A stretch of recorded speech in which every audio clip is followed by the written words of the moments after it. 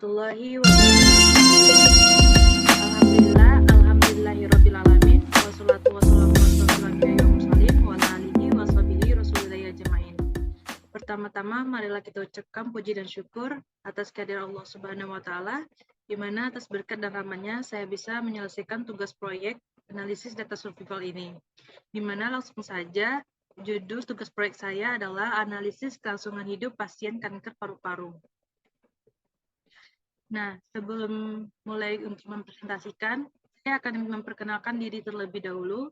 Nama saya Adika Rizky Lestari dengan NIM 2003063. Nah, materi yang akan saya bahas pada proyek kali ini yang pertama, pendahuluan, yang kedua, kerangka teoritis, yang ketiga, prosedur analisis, yang keempat, hasil dan pembahasan, yang kelima itu adalah kesimpulan. Nah, masuk kita yang pertama yaitu bab 1, pendahuluan, di mana di sini saya akan membahas yang pertama itu adalah latar belakang. Nah, yang kedua itu adalah rumusan masalah, yang ketiga itu adalah batasan masalah, yang keempat itu adalah tujuan penelitian, dan yang terakhir itu adalah manfaat penelitian. Nah, mari kita lihat terlebih dahulu untuk latar belakang. Oke. Salah satu kasus penyebab kematian tertinggi dari semua jenis kanker ialah kanker paru-paru. Nah, pada data WHO tahun 2015 menunjukkan bahwa kanker paru-paru penyebab kematian akibat dari keganasan penyakitnya. Nah, kanker paru-paru itu ialah tumor ganas yang dapat berkembang biak di salah satu atau kedua organ paru-paru. Kanker ini sama seperti kanker pada umumnya, di mana tidak diketahui penyebab pasti terjadinya kanker. Namun, terdapat beberapa faktor yang dapat memicu risiko terjadinya kanker paru. Nah, berdasarkan kasus ini, yaitu mengenai peluang ketahanan hidup pada pasien pengidap kanker paru-paru, maka kita perlu mencari solusi atau penanganan yang baik demi mencegah terjadinya masalah yang lebih serius. Nah, satu di antara cara penanganan secara klinik adalah dengan ketepatan pemberian obat atau treatment terhadap pasien kanker paru-paru sehingga dapat mempengaruhi waktu tahan hidup pasien kanker paru-paru. Nah, besarnya peluang tahan hidup seseorang itu dapat diukur dengan mengestimasi fungsi tahan hidup. Nah, berdasarkan uraian yang telah saya jelaskan ini, dalam kasus ini tuh menggunakan metode Kaplan-Meier untuk menganalisis peluang hidup pasien kanker paru-paru sampai waktu tertentu. Nah, adapun langkah-langkah yang dilakukan dengan menentukan data tersensor, yang kedua itu kita akan menentukan tipe sensornya, yang lalu kita akan menghitung estimasinya, estimasi ST atau survival, dan hazardnya atau HT. Nah, kemudian kita akan melakukan interpretasi atau menarik kesimpulan.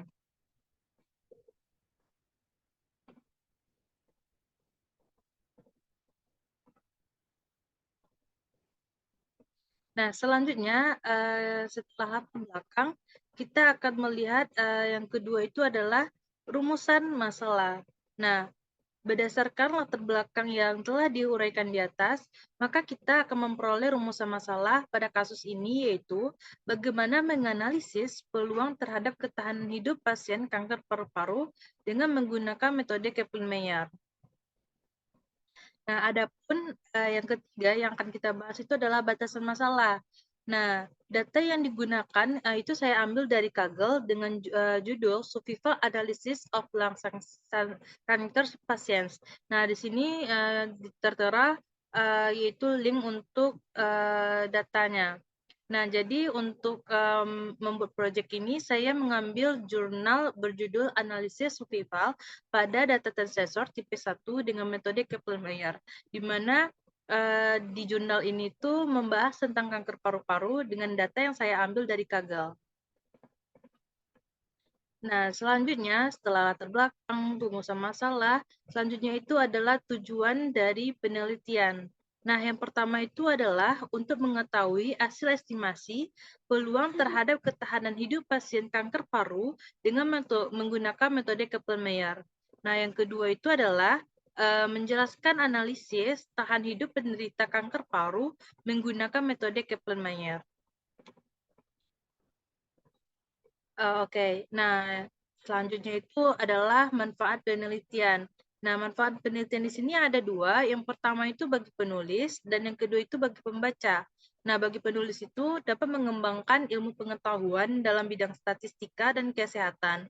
Nah, sedangkan bagi kita, yaitu bagi pembaca, itu bisa menjadi bahan bacaan dan sebagai referensi bagi kita untuk melakukan penelitian di bidang statistika atau bidang matematika dan dengan membahas tentang analisis survival dengan menggunakan Kaplan-Meier.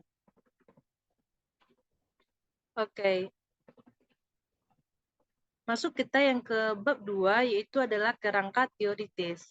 Nah, di sini pada kerangka teoritis, kita akan membahas terlebih dahulu yaitu analisis survival.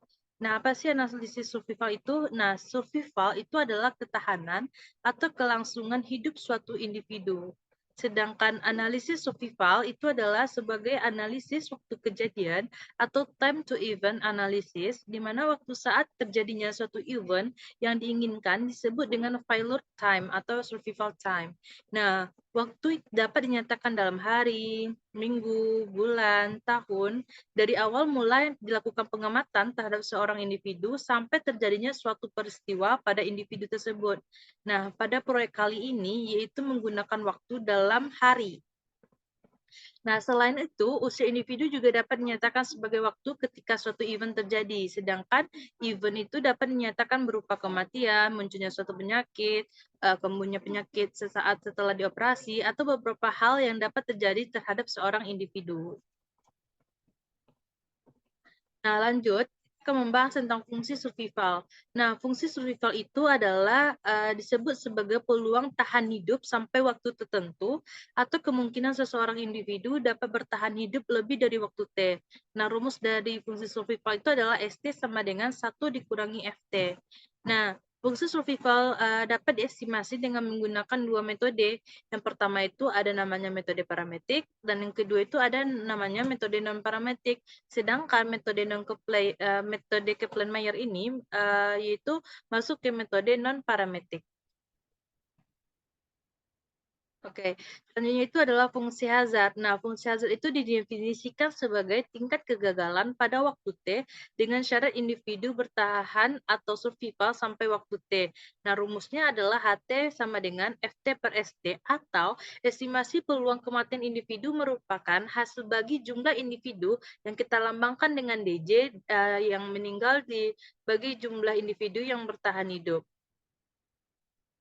Nah, selanjutnya itu adalah penyensoran. Nah, apa sih penyensoran itu? Nah, penyensoran itu adalah salah satu cara yang dilakukan untuk mengatasi ketidaklengkapan suatu data pengamatan ialah dengan penyensoran. Jadi, jika satu data itu tidak lengkap, maka kita akan melakukan penyensoran. Nah, data itu dapat dikatakan tersensor bila pengamatan waktu survival hanya sebagian, tidak sampai ke failure time. Nah, data tersensor itu disebabkan antara lain ada loss to follow up, drop out, dan ada termination. Selanjutnya itu pada analisis itu terdapat 3 jenis macam penyensoran, yaitu yang pertama itu adalah sensor kiri atau biasa kita sebut dengan left sensoring, dan sensor kanan yaitu disebut dengan right sensoring, dan yang ketiga itu sensor interval atau interval sensoring. Selanjutnya itu terdapat 3 tipe penyensoran yang selalu digunakan dalam penelitian uji hidup, yaitu sensor tipe 1, sensor tipe 2, dan sensor tipe 3, di mana perbedaannya pada tipe 1 itu penelitian akan dihentikan setelah mencapai waktu T yang sudah ditentukan untuk mengakhiri semua N individu masuk pada waktu yang sama merupakan sensor tipe 1. Nah, sensor tipe 2 itu adalah penyensoran di mana sampel KR itu merupakan observasi terkecil dalam sampel random berukuran R besar sama dari 1, R kecil sama dari N. Nah, sedangkan yang terakhir pada sensor tipe 3 itu adalah individu atau unit uji masuk ke dalam percobaan pada waktu yang berlainan selama periode waktu tertentu. Oke, selanjutnya itu kita melihat itu metode Kaplan-Meier. Nah, metode Kaplan-Meier itu kita tahu tadi termasuk ke non parametrik. Nah, metode Kepler sendiri itu memiliki kelebihan dengan metode life table atau pengelompokan waktu, yaitu mampu memberikan proporsi ketahanan hidup yang pasti sebab menggunakan waktu ketahanan hidup secara tepat, bukan berdasarkan kelas interval. Nah, selain itu, metode Kepler itu dapat memunculkan kurva estimasi ketahanan serta mencatat median waktu ketahanan. Jadi pada proyek ini tuh kita akan melihat metode Kepler di mana kita akan melihat estimasi yang akan memunculkan kurva dan juga median min mediannya untuk menginterpretasikan hasil yang kita peroleh. Selanjutnya itu rumus dari Kepler itu sendiri adalah ST sama dengan P1 kali P2 sampai ke PK atau bisa saja dengan 1 dikurangi DJ per NJ. Atau ST itu sama dengan jumlah subjek berisiko di awal dikurangi jumlah subjek yang meninggal per jumlah subjek berisiko di awal. Nah, di sini teman-teman bisa melihat maksud dari setiap lambangnya itu di mana kita lihat di pertama ST itu merupakan peluang survival pada waktu T. Nah, dan T itu adalah waktu survivalnya. NJ itu banyak individu yang bersiko dengan kegagalan dan DJ itu banyak individu yang gagal atau failure pada waktu KJ.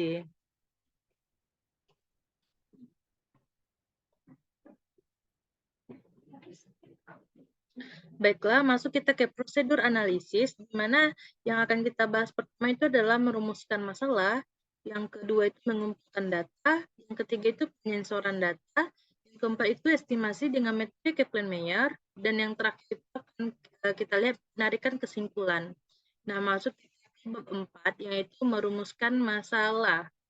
Nah, kita lihat sini merumuskan masalah itu, kita lihat terlebih dahulu studi kasusnya. Nah, analisis pada penelitian ini itu menggunakan data long, di mana terdapat pada package survival dari software R.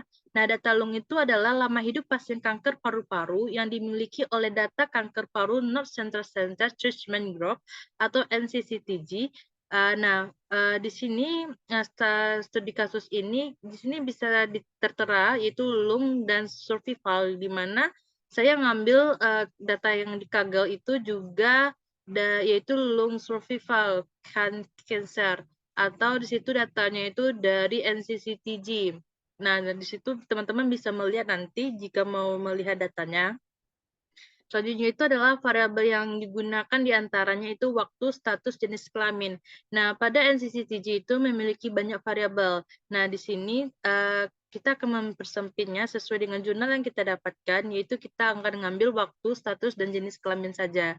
Di mana waktu itu adalah yang sudah dijelaskan tadi, yaitu waktu itu adalah lama hidup survival pasien kanker paru dalam 1 hari. Sedangkan status itu adalah indikator mendapatkan kejadian atau event penyensoran. Nah, 1 itu sama dengan tersensor, dan 2 itu sama dengan meninggal. Nah, jenis kelamin. Nah, jenis kelamin itu 1 sama dengan laki-laki, dan 2 itu sama dengan perempuan. Oke, masuk kita ke langkah kedua, yaitu mengumpulkan data. Nah, di data sudah saya jelaskan juga bahwa data yang saya ambil pada proyek kali ini yaitu data dari Kaggle, di mana kita bisa mengakses data Kaggle ini pada link ini. Selanjutnya itu adalah yang ketiga itu adalah penyensoran data. Nah, data kanker paru-paru merupakan data tersensor. Nah, hal ini tuh dikarenakan pengamatan waktu survival itu hanya sebagian, tidak sampai ke failure time. Nah, tipe sensor pada data ini itu adalah tersensor tipe 1. Nah, sebab semua unit ujian masuk pada waktu yang sama dan percobaan itu pada waktu tertentu, dihentikan pada waktu tertentu. Nah, oke, masuk kita ke hasil dan pembahasan selanjutnya itu adalah estimasi dengan metode Kaplan-Meier.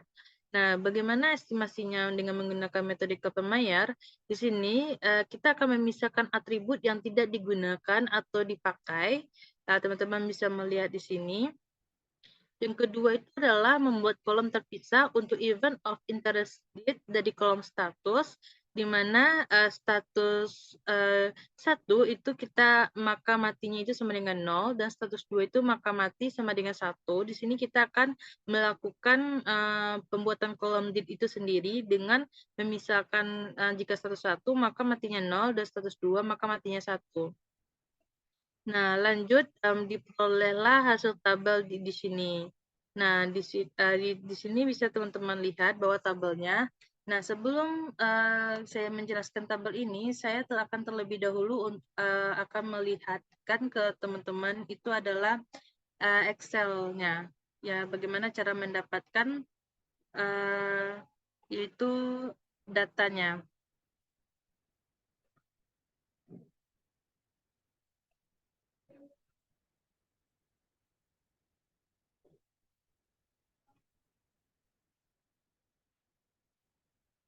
Hmm.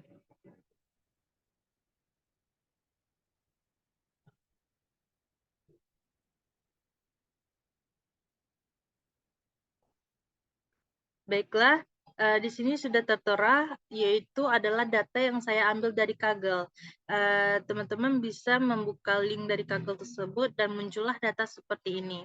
Nah, di sini teman-teman bisa melihat atributnya, yaitu ada int, time, status, age, sage, ph echok, ph karno, pet karno, milk cal, dan weighted loss. Di mana di sini penjelasannya yang ins ini merupakan kode institut dan time itu adalah waktu, status itu adalah status, dan age itu adalah umur, jenis kelamin. Yang ini merupakan skor kinerja Karnofsky. Pat Karno ini adalah skor kinerja oleh pasien dan ini dokter. Dan meal ini itu adalah kalori yang diasumsi saat makan, dan weight loss itu merupakan penurunan berat badan dalam 6 bulan terakhir. Nah, inilah merupakan data yang kita peroleh dari Kaggle. Selanjutnya itu adalah langkah pertama tadi, yaitu kita tahu kita akan melakukan pemisahan. Nah, di sini data yang kita pakai itu cuman pada studi kasus, itu kita akan menggunakan variabel time, status, dan jenis kelamin saja. Nah, langkah pertama itu kita akan memisahkan atribut yang tidak digunakan atau dipakai. Nah, di sini itu kita akan melihat time dan status saja tanpa memperhatikan jenis kelamin terlebih dahulu. Nah, di sini saya sudah menyusun datanya seperti ini. Selanjutnya itu adalah langkah kedua, yaitu membuat kolom terpisah untuk event of interest date dari kolom status. Nah, karena pada data kita tersebut tidak diketahui kolom date-nya, maka kita membuatlah sebuah kolom untuk meninggalnya, di mana tadi sudah dijelaskan bahwa jika statusnya 2, maka date-nya sama dengan 1. Jika statusnya 1, maka date-nya itu sama dengan 0. Nah, di sini saya sudah membuatnya juga sebanyak 228 data. Nah, masuk kita ke langkah ketiga, yaitu hasil output software R. Nah, oke, di sini saya akan menjelaskan hasil output dari software R.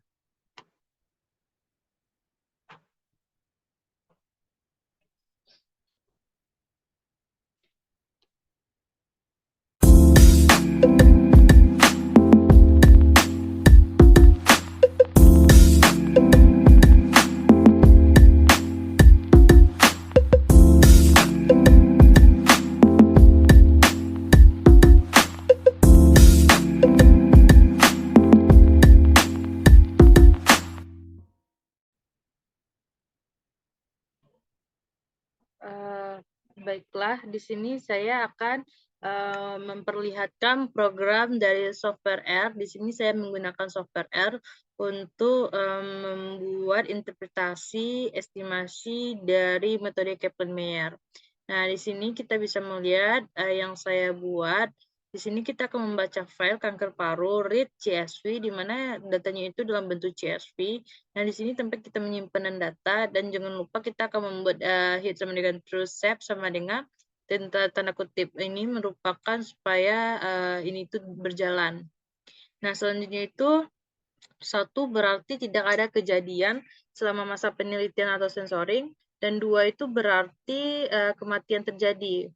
Nah, di sini view kanker paru, di mana di sini kita akan melihat bagaimana bentuk tabelnya atau data yang kita ambil.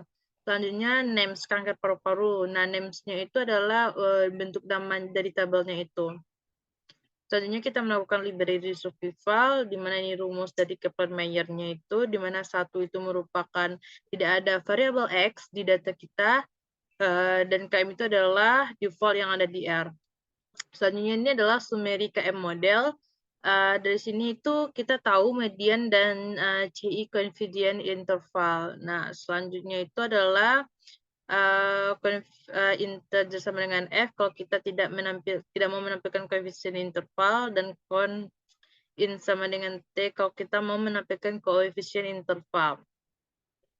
Nah, selanjutnya itu kita melakukan plot KM model conv integer F, extract time-nya itu dalam waktu day yang setelah saya jelaskan tadi, dan yield lab-nya itu adalah S% hidup atau ST. Nah, dengan judul kita bikin adalah KM model. Selanjutnya itu tambahkanlah sama dengan 1 itu untuk merapikan tabelnya saja gitu. Begitu juga dengan yang kita lakukan untuk T. Nah, selanjutnya itu kita akan melihat garis mediannya. Oke, langsung saja kita melakukan pencobaan untuk merankan. Pertama, kita akan merankan data yang sudah kita simpan di dalam program D. Nah, di sini sudah terbaca. Selanjutnya itu kita akan melihat view kanker paru-paru. Nah, apakah sudah terbaca? Oke, di sini sudah terbaca ya, teman-teman. Di sini tuh kanker paru-paru dengan tabel time di sebelah kiri dan status sebelah kanan. Oke, masuk kita ke datanya lagi. Di sini kita akan merun kedua-duanya.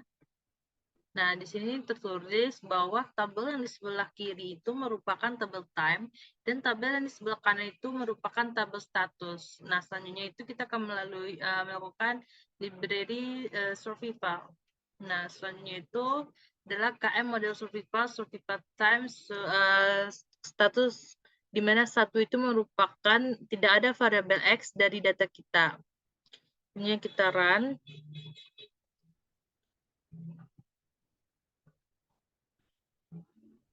Selanjutnya kita lihat summary modelnya. Oke, ini merupakan summary modelnya sudah nampak jelas. Di sini kita scroll ke atas terlebih dahulu. Nah, di sini bisa dilihat bahwa formula survival time, status dengan data kanker paru itu didapatkan time atau waktunya yang sudah diurutkan dengan enrich. Enrich itu sama dengan NJ dan N-even ini sama dengan DJ, di mana ini merupakan resiko dan event ini merupakan kegagalannya. Nah, ini adalah fungsi survival yang didapatkan oleh menggunakan software R. Dan sini koefisien interval, confidence interval pada sedang 95%, lowernya yang di uppernya itu 95% CI. Oke. Nah, selanjutnya itu, setelah itu kita akan membaca grafik. Nah, di sini kita akan membaca grafik, gitu. Kita langsung saja ke sini. Karena penambahan sama dengan 1 itu cuman untuk membuat grafik kita itu lebih rapi. Nah, di sini teman-teman bisa melihat langsung grafiknya itu berupa jenjang tangga gini ya, teman-teman, di mana yang sebelah X-nya ini merupakan time atau day, dan itu merupakan persen hidup dalam bentuk ST. Nah, selanjutnya itu adalah ini. Oke, kita run-kan.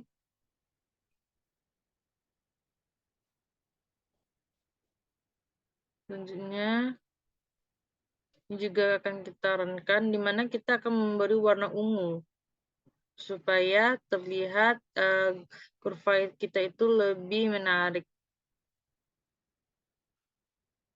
Oke, selanjutnya saya akan melihatkan. Nah, ini merupakan tabelnya. Selanjutnya kita akan melakukan abline atau mediannya. Oke, nah di sini sudah terlihat bahwa gambarnya itu adalah seperti gambar ini. Oke. Ini merupakan bentuk dari software R. Nah, masuk kita ke bentuk PPT tadi lagi. Nah, oke, di sini kita akan menselesaikan kembali. Nah, di sini kan estimasi dengan metode Kaplan-Meier. Nah, di sini tuh sudah dijelaskan bahwa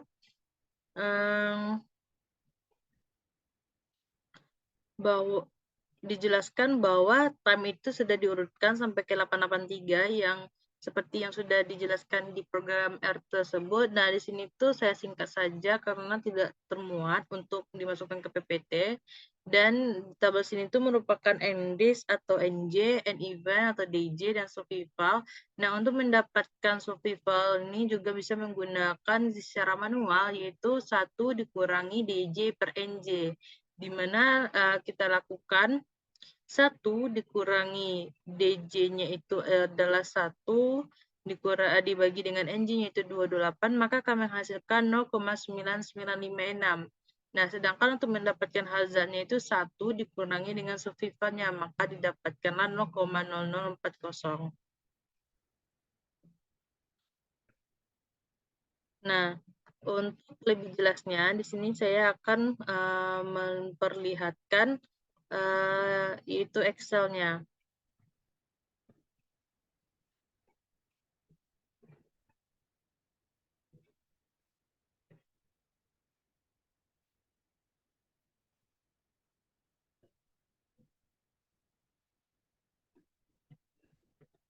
Oke, ini merupakan hasil output software R yang sudah kita pindahkan dari software R itu ke Excel. Nah, di sini sudah tertera sampai ke 883. Nah, selanjutnya setelah kita melihat hasil output software R-nya, di sini kita bisa melihat time and list and event survival, yang mana ini merupakan tabel yang sudah saya perlihatkan tadi. Di sini bisa dilihat data secara keseluruhan. Nah, ini merupakan tabel yang saya ambil tadi. Nah, di sini kita untuk mendapatkan 1 DJ ini kita tinggal melakukan hal seperti ini, di mana sama dengan 1 dikurangi DJ kita adalah 1, terus kita bagi dengan NRIS, maka akan didapatkanlah hasilnya seperti ini. Nah, sedangkan HT itu merupakan 1 dikurangi survival ini, maka didapatlah 0,00440. Nah, di sini itu gampang semua. Di sini kita bisa men-scroll ke bawah sehingga didapatkanlah nilai dari HT dan 1 kurang DJ per NJ atau survivalnya. Nah, didapatkanlah yang ini. Oke. Selanjutnya kita akan kembali ke PPT kita. Oke, di sini itu adalah interpretasinya, di mana pada tabel yang satu tadi itu menunjukkan bahwa seorang penderita kanker paru-paru memiliki peluang hidup 9,56% untuk 5 hari kemudian. Nah, untuk membuktikannya, itu kita bisa melihat tabelnya di sini. Nah, di sini kan 0,9956 atau bisa kita sebut 99,56 dengan waktu 5 gitu. Jadi dapat kita simpulkan bahwa pada tahap 1 itu menunjukkan bahwa seorang penderita kanker paru-paru memiliki peluang hidup 99,5% untuk 5 hari kemudian. Sedangkan peluang bertahan hidup penderita kanker paru-paru selama 883 hari ke depan adalah yaitu 5,03%. Nah, rata-rata waktu lama hidup bagi pengidap pasien kanker paru adalah 376 hari atau 1 tahun 11 hari. Di sini teman-teman bisa melihat juga yaitu 883 itu dengan survivalnya itu 0,0503. Oke. Selanjutnya itu adalah menampilkan estimasi Kaplan-Meier dengan menggunakan software R. Oke, di sini sudah saya kita dapatkan tadi bahwa di software tersebut mendapatkan tampilan Kaplan-Meier, model Kaplan-Meier itu seperti ini. Nah, bagaimana sih yaitu interpretasinya? Nah, bisa kita lihat dari gambar ini menunjukkan bentuk plot dari fungsi survival itu menurun dari 1 itu sampai 0 nantinya. Nah, tanda plus-plus yang ada di sini itu merupakan menunjukkan observasi yang tersensor. Jadi diperoleh hasil yang dapat dilihat dari tabel 1 itu pada hari ke-883 itu belum ketahanan hidup pasien kanker itu paru-paru itu 0,05 gitu. Oke. Selanjutnya, nah itulah min median. Nah, min dan median survival berdasarkan jenis kelamin. Jadi tadi kan kita tahu bahwa yang kita gunakan menggunakan variabel status, waktu, dan yang terakhir itu kita menggunakan variabel yaitu dengan jenis kelamin. Nah, di sini tuh jenis kelamin itu laki-laki dan perempuan. Nah, sehingga didapatkanlah min dan mediannya itu adalah sebagai berikut. Nah, dari tabel 3 itu menunjukkan bahwa rata-rata waktu lama hidup seorang pasien pengidap kanker paru-paru itu yang berjenis laki-laki itu 326 dengan estimasinya itu 326 itu atau 10 bulan 26 hari dengan median yaitu 270 hari atau 9 bulan. Nah, sedangkan bahwa rata-rata waktu lama hidup seorang pasien pengidap kanker paru-paru yang berjenis kelamin perempuan itu adalah 445. Nah, hari atau 1 tahun 3 bulan dengan mediannya itu 426 hari atau 1 tahun 2 bulan. Nah, sehingga dapat disimpulkan bahwa waktu hidup pasien kanker paru-paru yang berjenis kelamin perempuan itu lebih lama dibandingkan dengan yang laki-laki. Nah, di sini kita akan melihat bagaimana cara kita mendapatkan kurva estimasi yaitu dengan menambahkan grup yaitu jenis kelamin. Oke, di sini saya akan melihatkan kembali bagaimana cara untuk mendapatkan kurva estimation grup itu.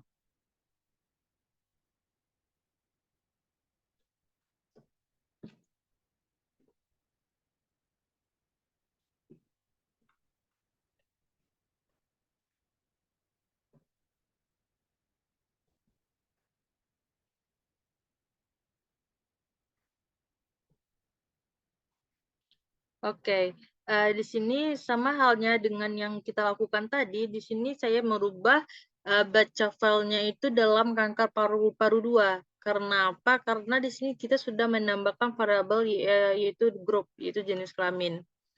Nah, di sini kita langkahnya sama, kita akan melihat kanker paru-paru 2, terus namanya, yaitu, dan ini merupakan formulanya, dan akan dilihatkan yaitu kesimpulannya, dan ini merupakan plot yang akan kita gunakan untuk mendapatkan kurva itu. Nah, di sini juga dilihat buatkan garis mediannya. Oke. Di sini kita langsung eksekusi saja. Pertama itu kita akan membaca file.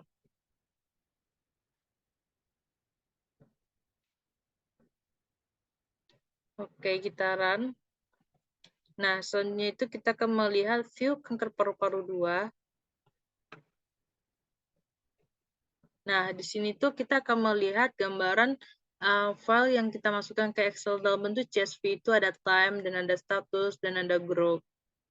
Nah, selanjutnya itu kita akan melihat nama dari tabel itu. Apakah sudah sama? Nah, sama ya. Di sini time, status, dan group.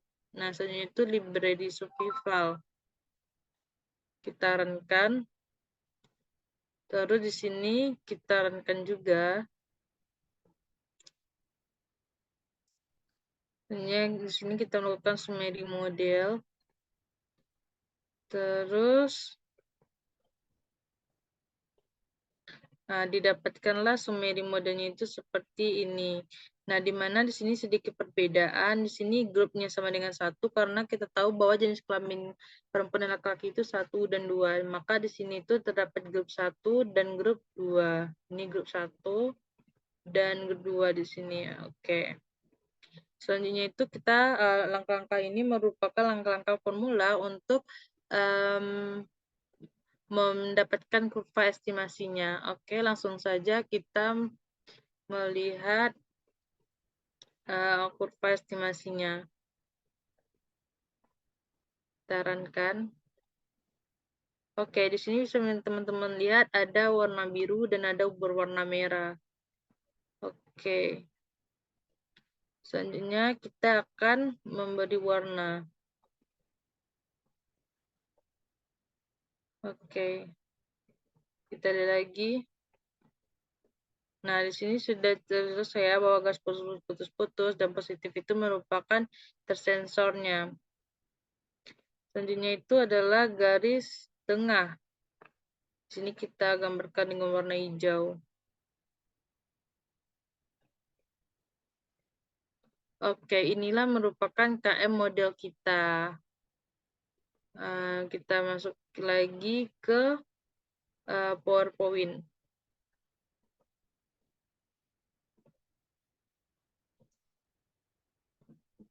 Nah, teman-teman bisa melihat tadi bahwa KM modelnya yang saya buat di sini, yang hijau itu merupakan berjenis kelamin perempuan, dan yang biru itu berjenis kelamin laki-laki, sehingga terdapat perbedaan waktu survival pada pasien berjenis kelamin perempuan dan pasien yang berjenis kelamin laki-laki.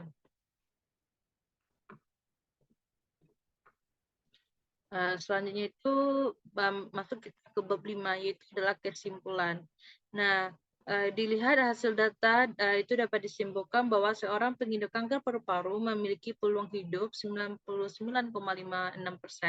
untuk 5 hari kemudian. Nah, seperti yang kita lihat tadi. Nah, sedangkan peluang pengidap kanker paru-paru untuk bertahan hidup selama 965 hari itu ke depan itu adalah 5,03%. Nah, itu juga bisa kita lihat dari tempat tadi. Nah, sedangkan rata-rata waktu lama hidup pasien seorang pengidap kanker paru-paru itu ialah 376 hari atau 1 tahun 11 hari. Nah, selain itu jenis kelamin pasien juga itu mempengaruhi bahwa pasien kanker paru-paru itu berjenis kelamin perempuan, peluang hidup untuk bertahan lebih besar dibandingkan dengan pasien yang berjenis kelamin laki-laki. Nah, rata-rata waktu lama hidup seorang pasien itu mengidap kanker paru-paru yang berjenis laki-laki itu adalah 326 hari atau 10 bulan 26 hari, sedangkan rata-rata waktu lama hidup pasien penderita paru-paru yang berjenis kelamin perempuan itu adalah 455 hari atau 1 tahun 3 bulan. Oke. Oke, hanya sekian presentasi yang dapat saya sampaikan. Mohon maaf atas kesalahan dalam penafsiran. Saya akhiri dengan wassalamualaikum warahmatullahi wabarakatuh.